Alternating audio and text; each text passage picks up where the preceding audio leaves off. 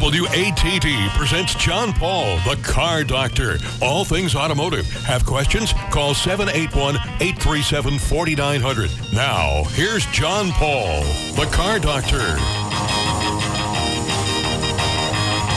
And good Sunday morning, everyone, and welcome to another edition of the Car Doctor program on 95.9 WATD. My name's John Paul, the host of the Car Doctor program, and I feel a little bit guilty here this morning.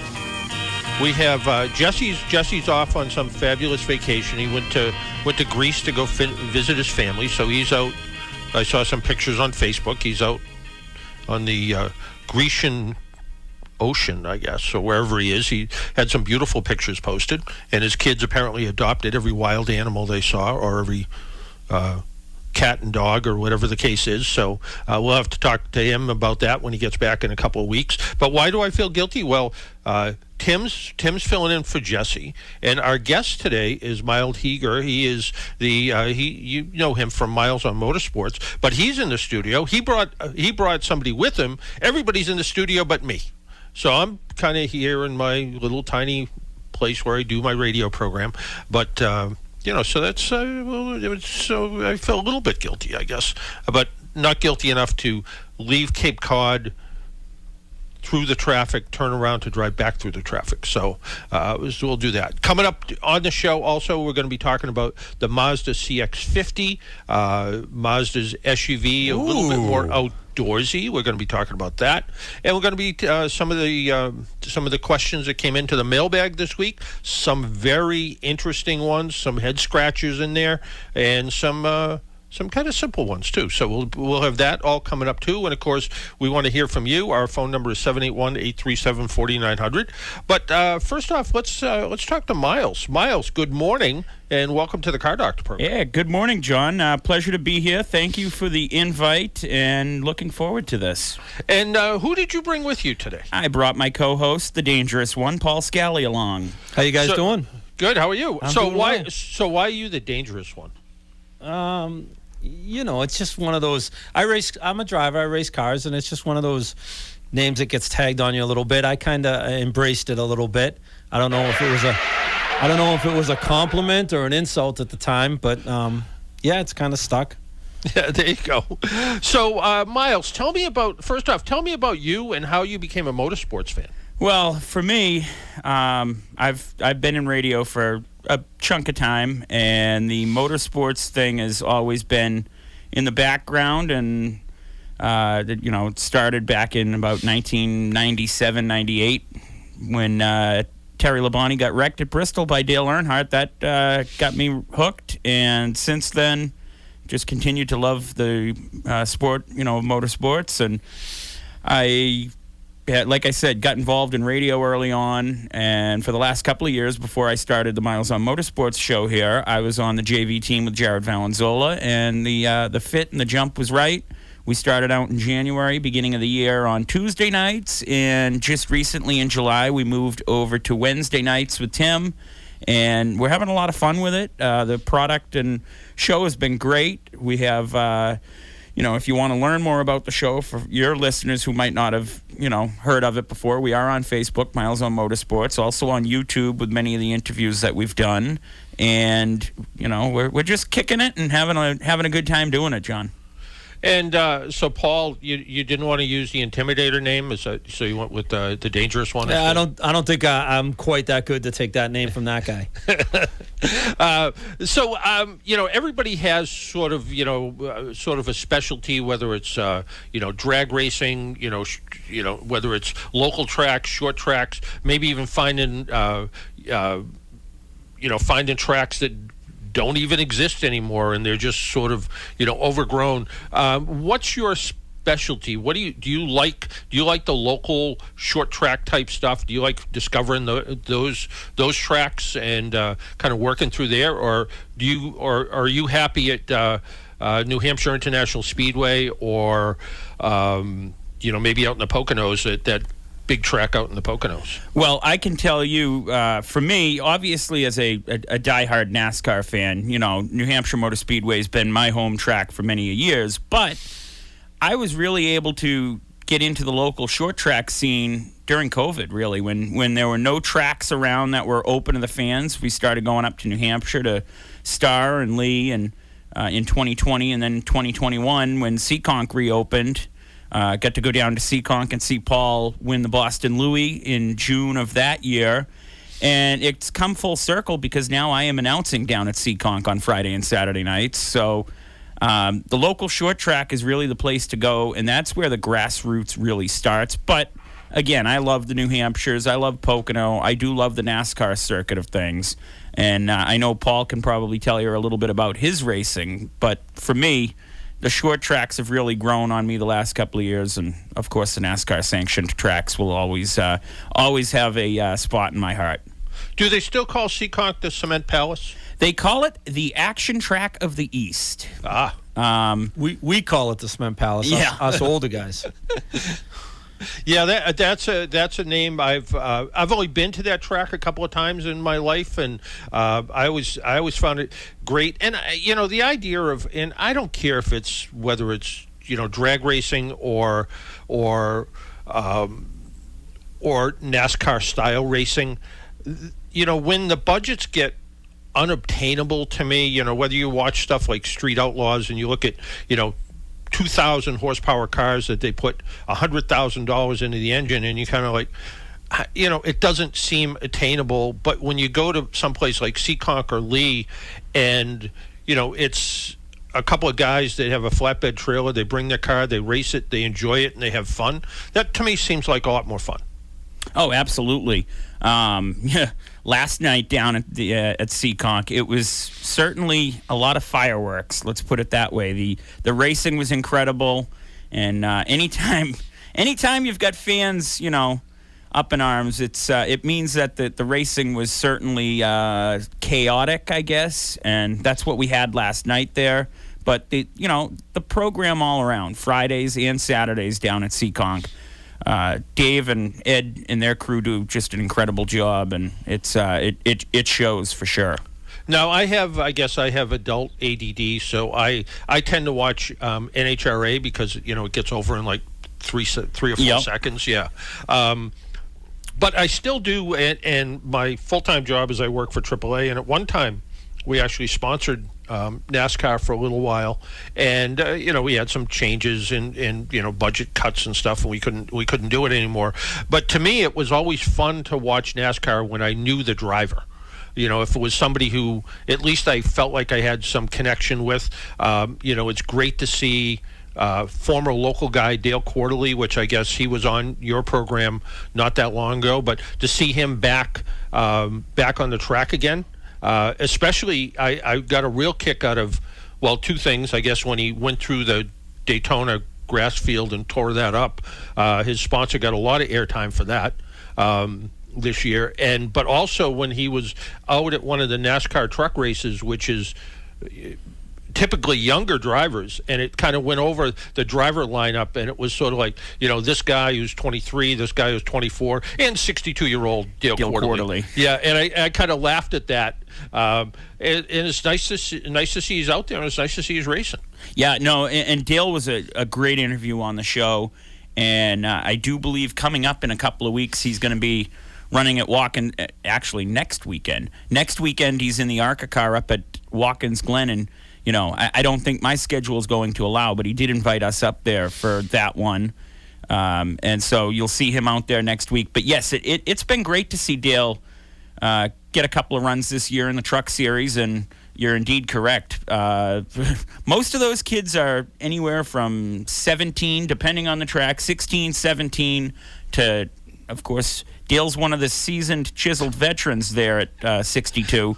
But I think he's got probably 30 to almost 40 years on 80% of the field. Yeah, he really does, and I've known him since I think he got his driver's license. So I've known him off and on for a long time. I knew his dad when his dad started a go-kart shop, and Dale and his brother Dean used to race go-karts, and then Dale got into motorcycle racing, and he was really pretty competitive until he had a pretty substantial crash at one point. But he's one of those guys, and the last time I talked to him, he got a little bit mad at me when I said, Dale, you're 62 years old, you've never actually had a full-time job in your life.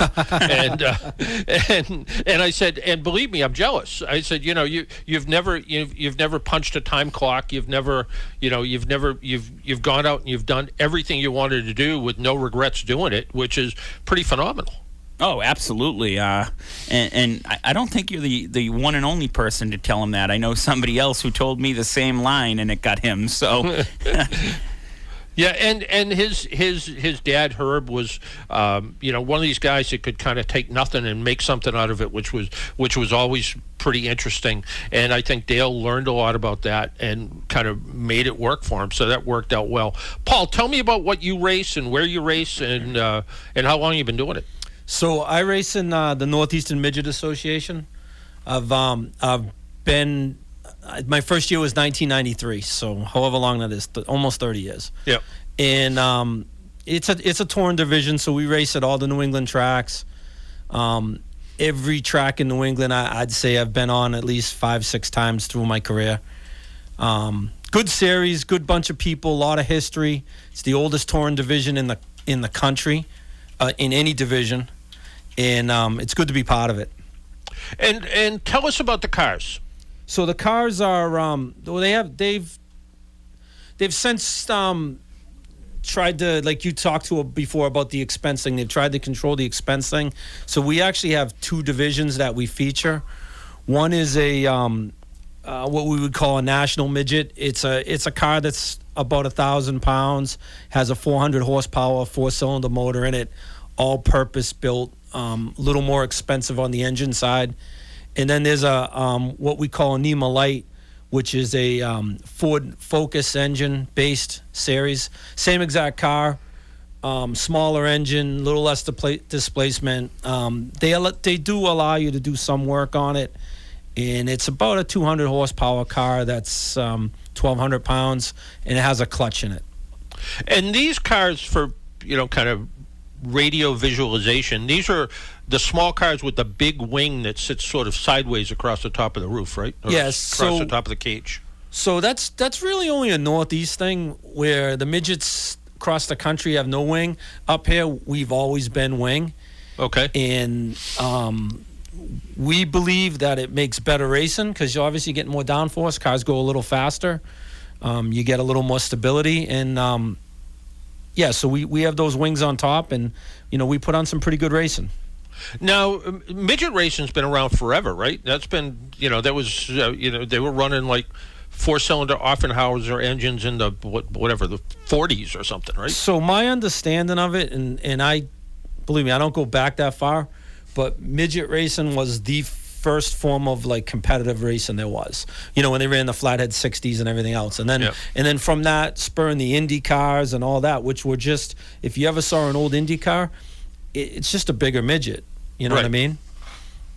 Yeah, it is, and I think that kind of racing, because you're, there's a, it's competitive, it's wheel to wheel, and it seems to be a lot of lost traction. Yes, the wheelbase is so short and so narrow. It's I'm not going to say it's the hardest car to drive. I don't know, but it's difficult. They're very twitchy, so you have to be very, very precise. And have you raced other types of cars as well? I started out racing mini sprint cars, which were motorcycle-based cars on dirt up in New Hampshire, way back early '90s, late '80s, and I've dabbled. Those are the ones that are a little bit like sort of the shape of what you have, but they have more of an enclosed body in them. You sort of sit dead center in the middle. Exactly. Yeah. I mean, they're smaller too. They're right. A little scaled down. And I've dabbled in some other things. I mean, I've got to drive Legends when they first came out and some of the bigger cars. But I've always tend to stick to the midgets only because the size of the crew you need. Like it was me and my dad who's we still do it. And now it's, my wife and my son are involved. So it's really just, your immediate family's there every weekend with you and you're off racing. And the Legends cars were also sort of unique too, right? They were motorcycle-based too, weren't they? Yeah, those were 1200cc motors when they first started. Yeah. And it was like a spec class. Everything was the same. Right. And the Aroots actually brought them into New England back in, I think, '94, and that's when they first started. And that series has really taken off. If you talk about Seekonk, that's a big thing Seekonk has Friday night with those legend cars there. Yeah, I had the opportunity to scare the daylights out of myself. I took a Legends car around Pocono. Yeah, I bet it is scary. And it was great till I overheated the brakes. And they were smart enough just before that big NASCAR turn, they actually had you come back in. And but jumping on the brakes after they got pretty hot was sort of exciting. I bet they went right to the floor. Kinda, yeah. Yep. It felt like they did at least. Yep. So yeah. So but it was a fun time. Myles, back to the stuff you like. You said some of the local tracks besides New Hampshire International Speedway, and I'm so old, I remember when it was Loudon Motorsports Park, and I remember going up there and camping and watching motorcycle races. And one of the things I liked about the old Loudon Park was that you go up there and you could watch motorcycle racing on part of the track. You could watch kind of like import stock cars on another side. There was always something going on up there. And when it turned into New Hampshire International Speedway, I mean, it was fabulous and it was great. But do you like some of the local small tracks, some of the little bull ring tracks up there that seem like they become a little bit more fun? Oh, absolutely. Like I said, back in 2020, obviously Massachusetts was shut down, but New Hampshire was open, and we went to Lee a handful of times, and I believe I went to Hudson as well. And it was just great to see, cars out on the track, of course, in a crazy time like that. And again, that's what got me hooked. And ever since, now going to Seekonk when Seekonk reopened to the public in 2021, and I haven't looked back. The local tracks are where the passionate fan base begins, and also, where, any Friday night, you might see kids running on Friday night, and then Saturday night, their parents, their father, their mother, their uncle, their grandfather, they're running in a different division, and the kids are out there watching their relatives, parents, and whatnot. So it's it's really cool. Yeah, I think it really is when you get to look at that and see what kind of what people are looking at, what people are driving. And again, the idea that you can look at all of these tracks. And I spent a little bit of time out in Pennsylvania, and I think per capita, Pennsylvania's got to have more racetracks than any place I've ever been for the size. For the size state it is. It's just amazing how many racetracks there are. Yeah. Oh, absolutely. Pennsylvania. I mean, I haven't been to any of the tracks in Pennsylvania per se. That the local short tracks. Yeah. But Pennsylvania has a really, really solid racing base, and so does New York too. You talk about just outside of New England. I've gotten out to Orange County Fairgrounds Speedway out there. A friend of mine actually runs a pro stock out there that has our show logo on the front fenders of it. And I got to see him in April. He's gotten to Victory Lane a couple times this year. And so, New York too. New York is really, really popular for, say the dirt tracks. And but between the two states, just absolutely fantastic racing, local grassroots fan base. Yeah, and I think that it is if you get to go to like a big NASCAR race, and you get to see all the money, you get to see all the trailers, you get to see them show up in a caravan of equipment and trailers, and the driver might fly in on a private jet, But again, going back to Paul, like you said, you and your father were the team, and I somehow I find that better. I don't know, maybe it's just me, but I like the idea of putting it in a place where it seems more reachable to the average person. Yeah, one thing I will say, and I'll be short about that. So with me and my dad, we always race together. My dad's 83 now, so someday maybe that isn't going to happen. I don't like to think about that, but Yeah. But I have a son, and now me and my son are into it, and he's too young to drive right now, but he's really into it. And my wife, her brother raced and her dad raced, so it's like everybody's who I can touch in my life is into racing, and this is all we do. We go to the racetrack. If we're not driving or working on race cars, we're going and watching. And we see all your friends. That's what it is. Yeah, and that I think that camaraderie, whether it's what you do or whether it's NHRA or whether it's I don't know, a bowling league. You're doing everything you're doing the thing that you love to do, and you're also they become your peripheral family. They become, people care about you. You might be competitive with them, and you might want to knock somebody out one day. But on the other hand, they're still your friends. They're still your family at the end of the day, right? It runs across the gamut with racing because some of my good friends race. Nostalgia Top Fuel Funny Cars from Weymouth. They're Dana Hard and his crew, and they've come to Star Speedway to watch me win when they're over in New England. And they have a national car now, and this Paul Smith from Florida drives for them. Mike Smith, they call him, and they're all my friends. It's all just from racing because no matter what you race, you get the same the same mentality, no matter what type of racing it is. Yeah, it really is. I mean, I was at a local car show last night, and there was a guy with a Pro Stock car there, and it was I think he said it was 1,200 horsepower in the dyno, maybe running M1 race fuel, and of course it had giant slicks on the back of it, and he had been working on it, and it was a 70 Charger, so it was built for nostalgia racing now. Right. And he said to me, he took it off his trailer because it's like, obviously you didn't drive this thing here. If you did, good luck to you driving by the police station. And he said, yeah, I shouldn't have done that. He said the trailer's over on the other side of the parking lot. I started up and I lost 3 cylinders driving over here, which means I got to do 2 complete oil changes because the oil got contaminated with alcohol. And so you just think about that. Here's a guy who's trying to get his car ready for racing. He's had the car for 8 years or 9 years, put, who knows what kind of money into the engine of the thing.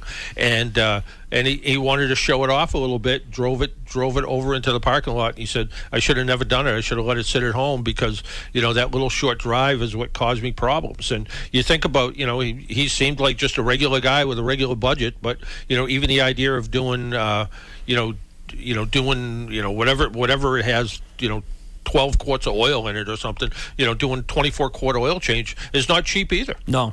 I bet you he'd do it again though too, because there's they like showing off their ingenuity and workmanship. I'm the same way, and you really try to give back to the fans, which you're doing at the car show. So he'd probably do it again. Now, a coworker of mine has a drag car. I don't see him very often, and he stole a line from some former race car driver, and I said, tell me about what you do, and he said, pretty simple. He said, spending money I don't have to impress people I don't know. It's absolutely true. Yeah, it is. But again, it is. When you're involved with it, and I think what I like about racing is, it isn't just a guy sport. There's so many women who are involved in it. There's so many women who are fans, kids that are fans. You see the kids lining up to get autographs. You see the celebrities that show up at the tracks because they're fans. I think that's what makes racing fun. I always get a little jealous with the girl drivers because everybody wants to root for them, and maybe it's because people think they're disadvantaged and they're not. They can do everything twice as good as us and better, and they're just my wife says that. Yeah, they're just as mean on the wheel too. They won't give you an inch, and then everybody's rooting for them. And I just sit there and say, well, you don't root for us guys. You call us dangerous and everything else, and they're doing the same stuff. So it really is an opportunity for them, and they do really well. Yeah, I think they do. A woman who works for the California AAA, used to run a top alcohol car, but she, since then has, has a family, and she hasn't run her own car in a while, and she used to drive for somebody else too, and she's kind of backed off of that, but she's still involved in motorsports, and still now she's taking her kids to the races because they enjoy it as well. And when it comes to again, going back to NHRA and that style racing, a guy I met years ago from my former hometown in Abington, NHRA guy, announces some of the races, Brian Loans, and you see him on Fox Sports doing that, and he started off kind of like you guys did. He was calling races at New Hampshire Speedway up at New England Dragway. New England Dragway, yep. Rather. So yeah.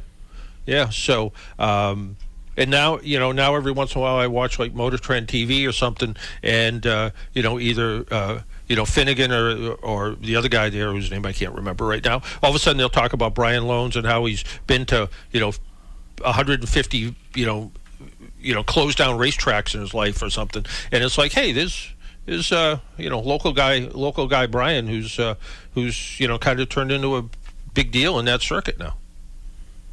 Yeah, just a testament to the guy's determination, because I mean, he could have walked away anytime. I'm sure the path wasn't easy, and he just kept doing what he liked. Yeah, no, he does, and he's his website. I met him when he first had his website, Bank Shift, and then now he has his podcast he does kind of in the off season, and the podcast does really well, and he talks about a lot of the history of racing, whether it's NHRA or any kind of racing, or crazy stuff like steam trains or something. When it comes to I think there's part of us that to some extent have gas and oil in our veins, and if it explodes and goes fast, it's fun to watch. That you mentioned that, but bankshift.com, usually in the winter when things get slow, I always tend to just keep going back there, because there's a lot of just interesting things you see, and it gives you ideas. You're like, wow, I didn't know these guys are doing that. I can make that, and then you know what I mean, and it's all tied together. It really is. It really is, and I think the idea that you guys are doing this as a program on WATD and bringing that to the airwaves and bringing that to the WATD audience is great. Old Bob Tasker said, win on Sunday, sell on Monday, and there was a lot of truth to that when it comes to selling cars too. Absolutely. Yeah, and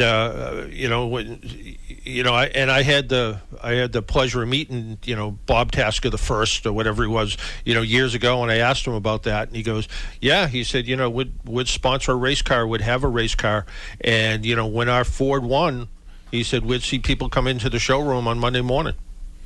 Oh, and that's absolutely true. I mean, Tasker, the name's still around in the Northeast here, and Bob Tasker III's running up at, should have seen him run a couple of weeks ago at New England Dragway, but obviously Mother Nature, right, like she has done so much here in 2023, especially at the local tracks, Mother Nature had other plans and did not get to see any Sunday runs, but I've seen Bob Tasker III run up there before in that Ford Motorcraft funny car. So, yes, that certainly helps up here in the Northeast for the Tasker family. A big name family for sure. Yeah, he was, and he is. I used to do this, kind of going off track here. There's contests for kids, high school kids, called the Ford AAA Auto Skills, and these high school teams would try to fix new Ford products that we screwed up for them, and I would invite Bob to the dinner the night before, and he was, we'd always have standard banquet food, chicken or steak or whatever, and he always kind of pushed his food around and ate a little bit of something, and come to find out years later, I found out he was a vegan. No kidding. But he was polite enough not to say anything. It's like Bob, I want to get you a vegan dinner, or a vegetarian dinner, or something, pasta or something. And he's like, no, it's fine. I'll just eat some salad, some potatoes or something. But again, it just seemed like a really, really nice guy, and just talked about it and talked about his racing, and I think people don't realize, how much of an athlete you have to be, whether you race, midget cars or you race cars that are 4,000 horsepower and get to 1,000 feet in 3 seconds. Oh, absolutely. It's like I said, motorsports right now, whether you're a NASCAR fan, whether you're a short track fan, or whether you're a dragster fan, I mean, the product that is being put out there right now is second to none in all of those different areas. And as motorsports fans, I think, people are certainly drawn to all three at the current time. And I think, to be honest with you, the motorsports community has a lot of new eyes on it, not only just at the local short tracks, not at just the NASCAR sanctioned tracks, at the dragways. And I think a lot of that comes down to what we've seen over the last 3 years. And of course, if you think back to 2020, NASCAR was the first sport back out there live. And it was, whether it be on a Wednesday night trying to make up part of the schedule, a Thursday, a Tuesday, a Monday, a lot of eyes, and it's garnered a heck of a lot of new attention, really in part to 2020, in my opinion.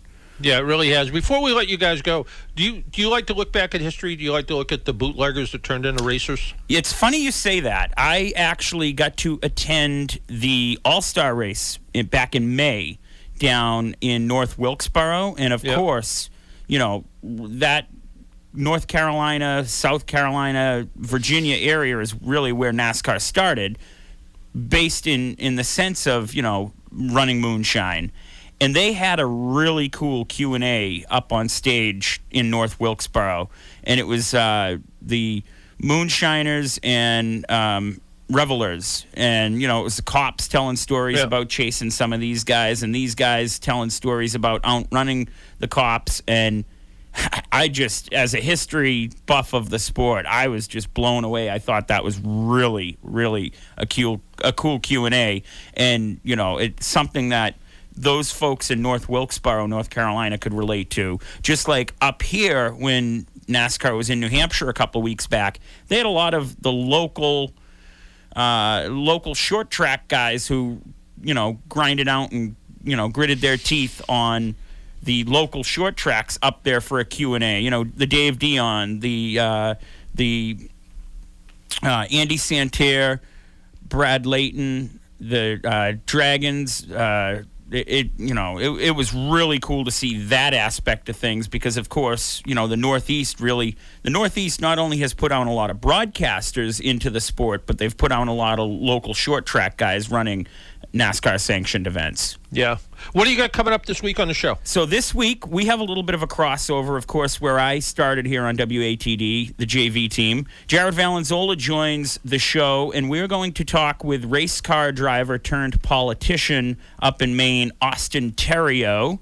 And we are also going to have one of the locals from the Seekonk Bandoleros, Bryson Robideau, calling in just after our interview with Austin Theriault. And then the usual, we kick it around, recap this past weekend's racing and next week's racing as well. So it should be a lot of fun. Wednesday night, 7 o'clock, right here on 95.9 WATD. And, of course, you want to learn more about what I've got on the show, Myles on Motorsports on Facebook. And because you guys know radio, I'm about 20 minutes overdue for a break. So thank you guys for coming into the studio. We'll get back to this the program. And again, thanks guys. And tune in on Wednesday night at 7. Listen to Myles on Motorsports. Thank you, all right, John. Take care, guys. Have a great rest of your Sunday. You too. We need to take a break, pay some bills. My name's John Paul. This is the Car Doctor program. Give us a call at 781-837-4900. We'll be right back. AAA is with you at every moment in your life. They have 24/7 roadside assistance, which covers you in any car you're driving or riding in, even a rental or your friend's wheels. They have great member rates on home and auto insurance, savings on travel, hotels, and rental cars, and discounts on hundreds of your favorite brands. You're covered on and off the road. Learn more at aaa.com/join.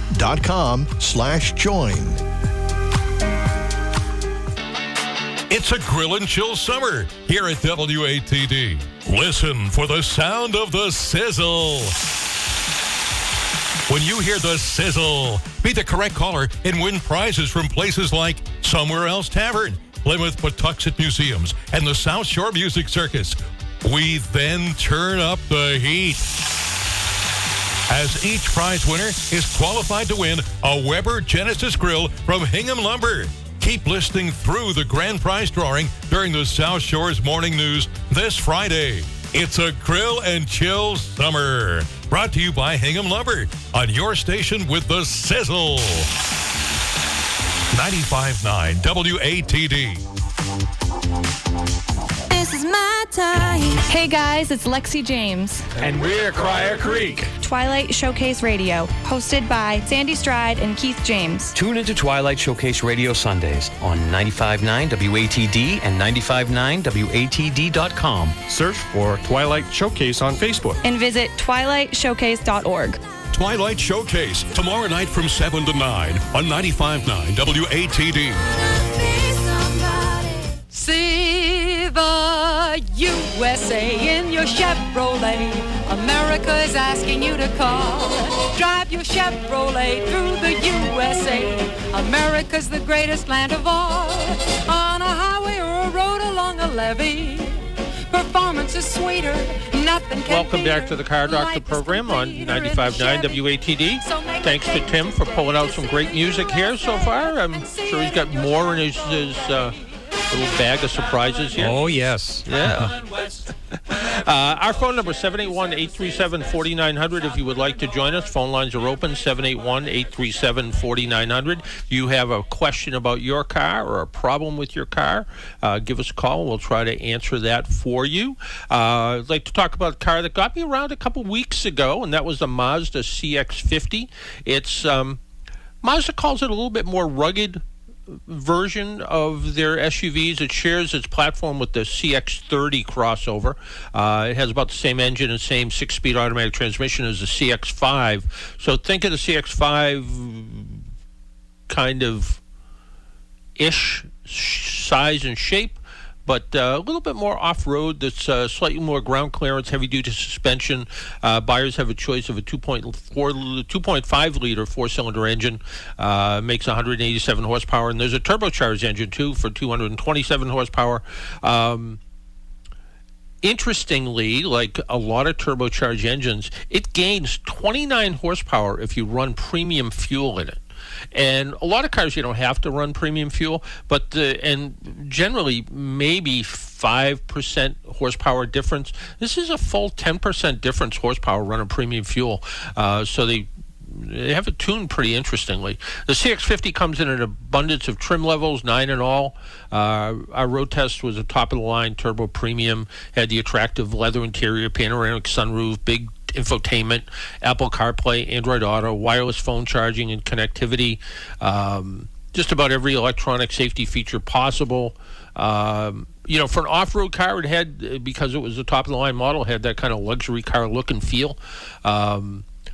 Certainly competent on the road. The turbocharged engine gives a sporty quality, like a lot of Mazda vehicles. It's kind of funny. I got a email from somebody who has a Toyota Avalon, and he said, you and the guys that used to be on NPR, the car guys on that show, and he was talking about Tom and Ray Magliozzi, used to highly recommend the Mazda 6. What do you think about the Mazda 6?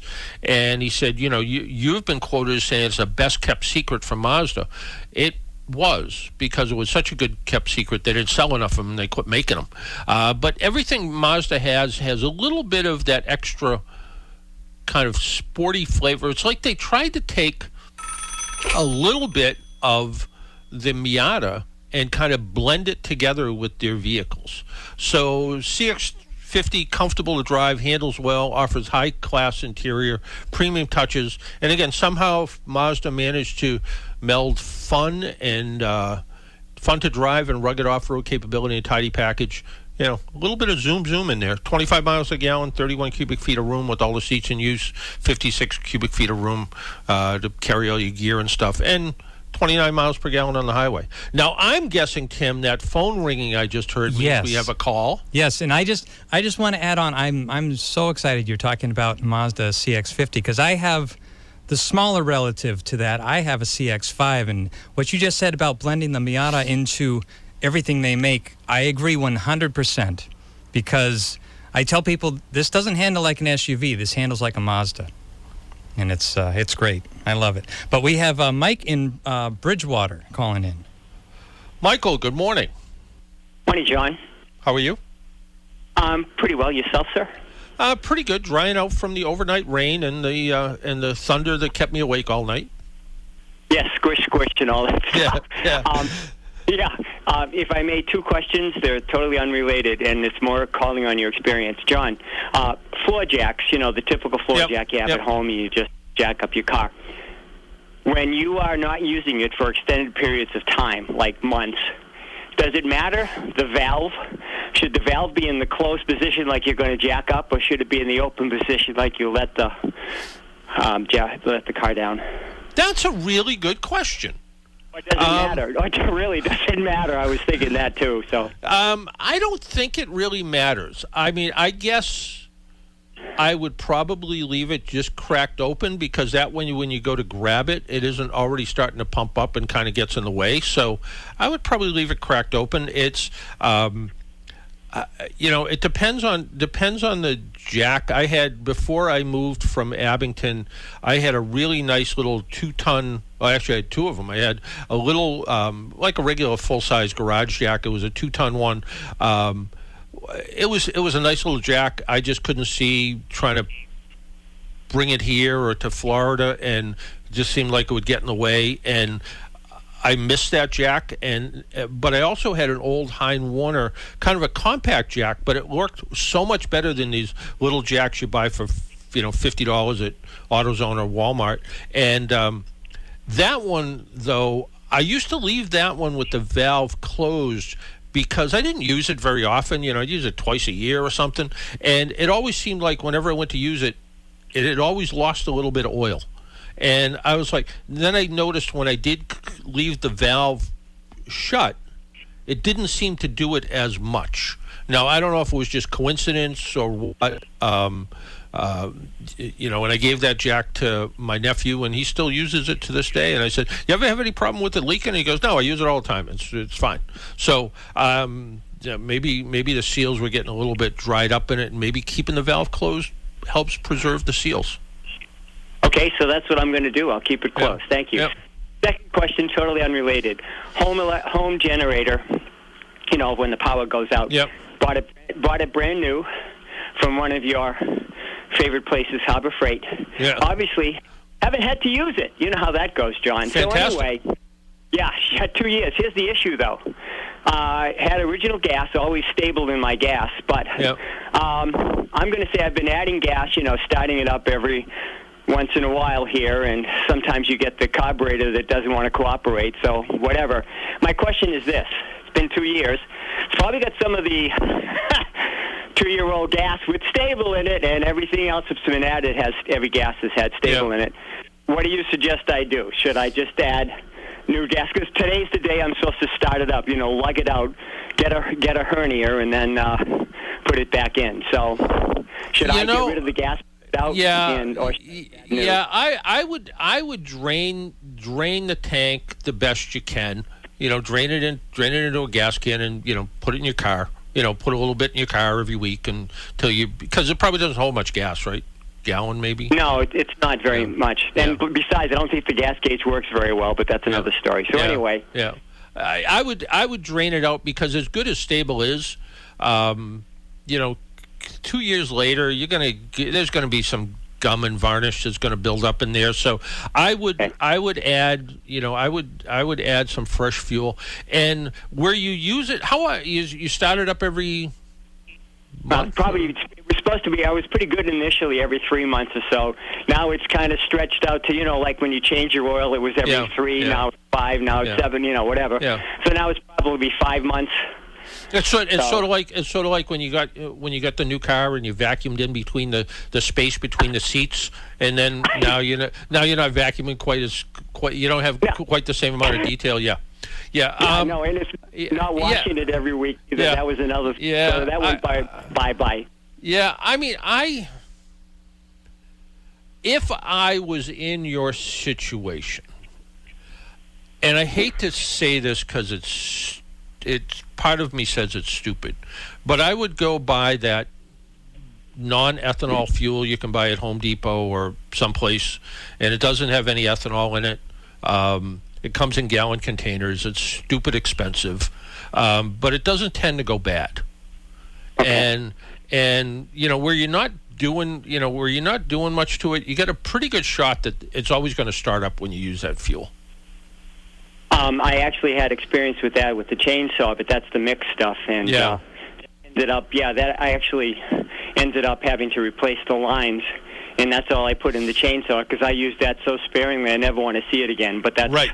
Yeah. What I use with that. But you're right; it's very expensive, John. It is, and I mean, even with my the 2015 Volkswagen that we leave in Florida.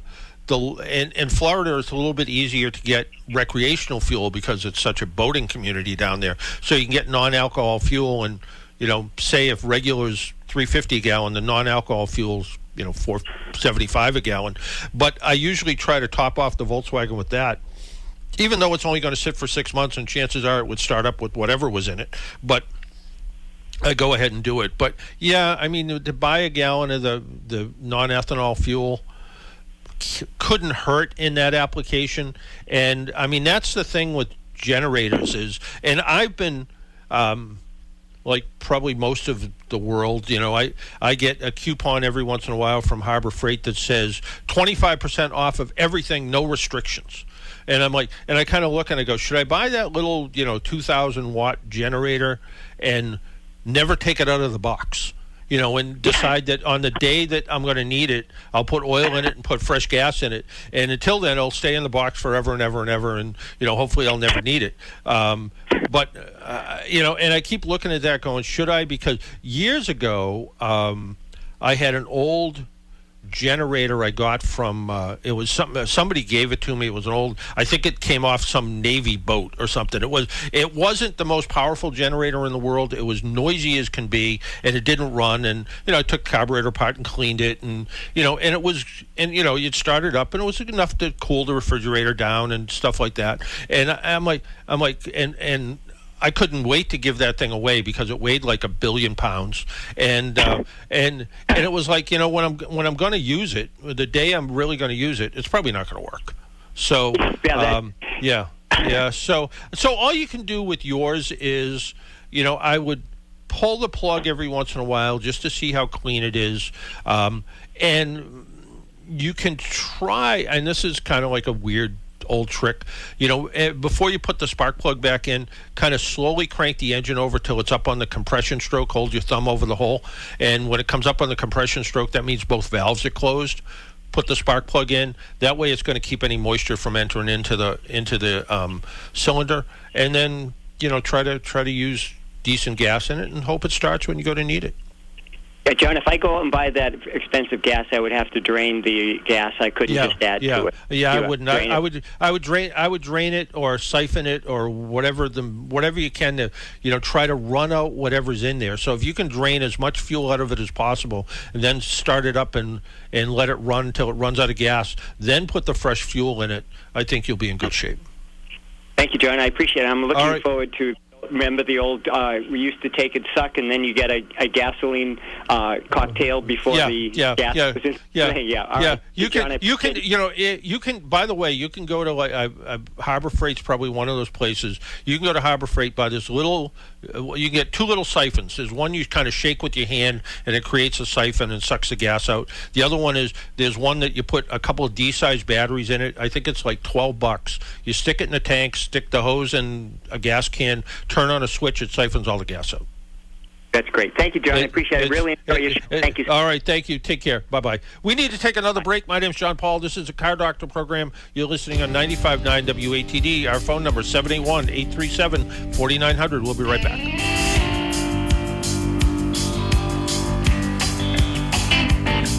Well, I pulled out of Pittsburgh, rolling down the eastern seaboard.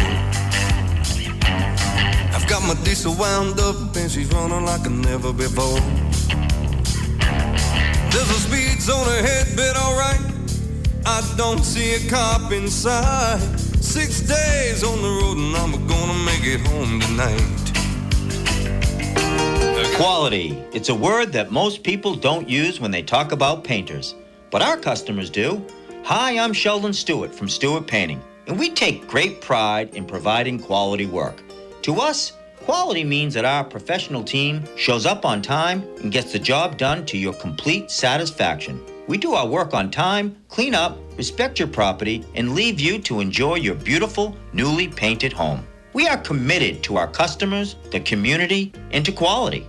At Stewart Painting, quality is not a word we use lightly. It has been one of our guiding principles for over 35 years. So please, call Stewart Painting today at either our Hingham or Hyannis offices to schedule your free estimate. Or to receive a virtual quote, visit stewartpaint.com. Select a virtual quote now, send it to our sales team, and receive a price within 24 hours. And remember, Stewart Painting. Expect the best. AAA is with you at every moment in your life. They have 24/7 roadside assistance, which covers you in any car you're driving or riding in, even a rental or your friend's wheels. They have great member rates on home and auto insurance, savings on travel, hotels, and rental cars, and discounts of your favorite brands. You're covered on and off the road. Learn more at aaa.com/join.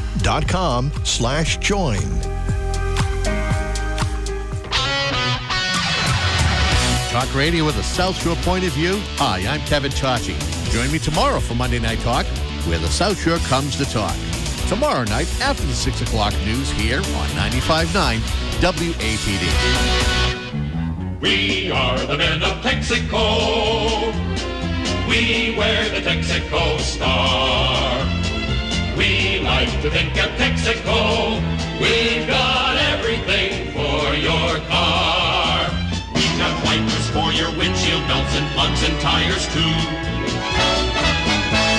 And welcome back to the Car Doctor program. And anyone of a certain age, I think, can visualize this commercial with the guys that came out, kind of ran around your car. They're all wearing hats and ties, and clean the headlights and check the oil and check the wiper blades. And, back in the old days of full service.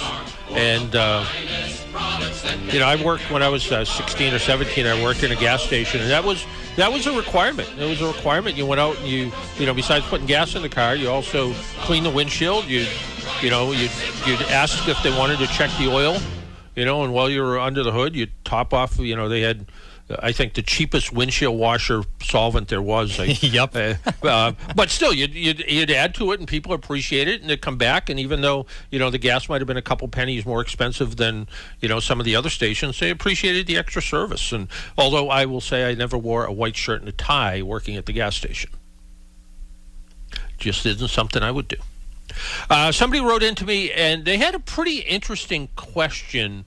They had a brake issue on their car, and they had it to the dealer a bunch of times.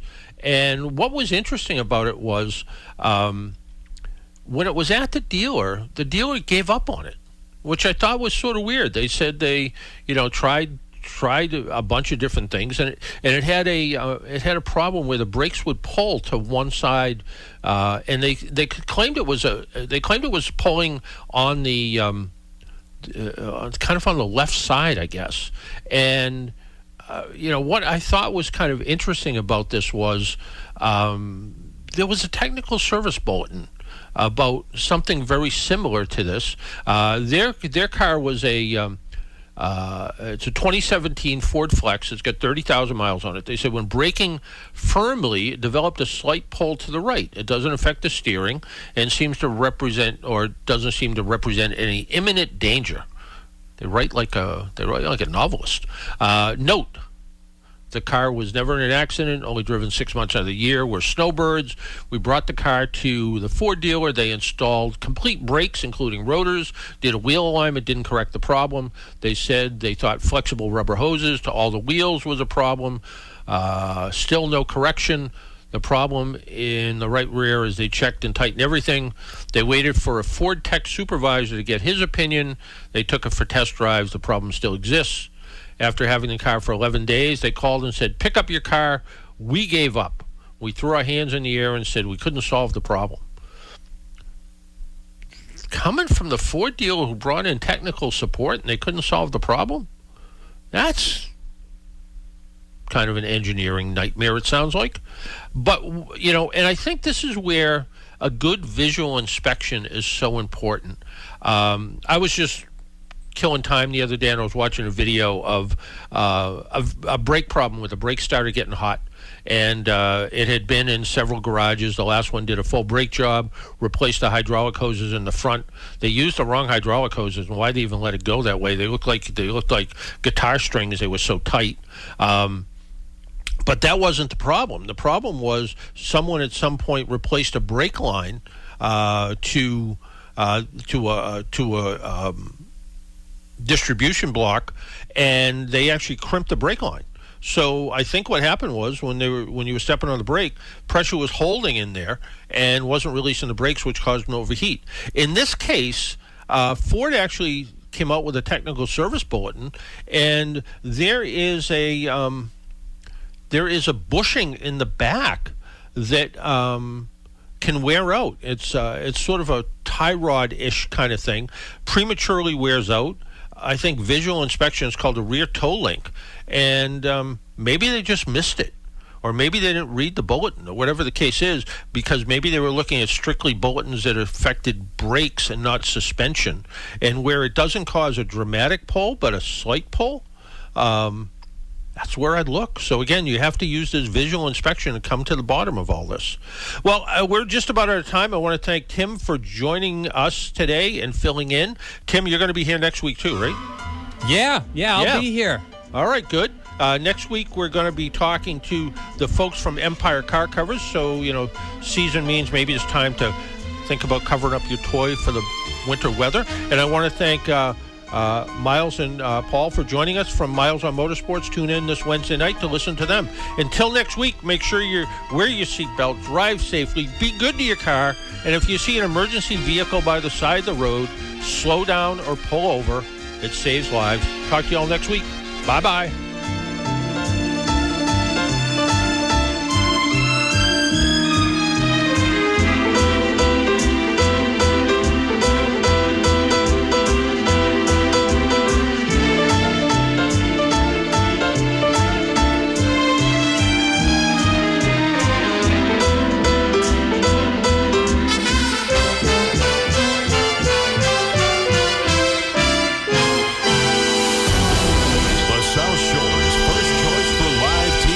Of breaking news, emergency traffic, and severe weather. 95.9 WATD FM Marshfield and 95.9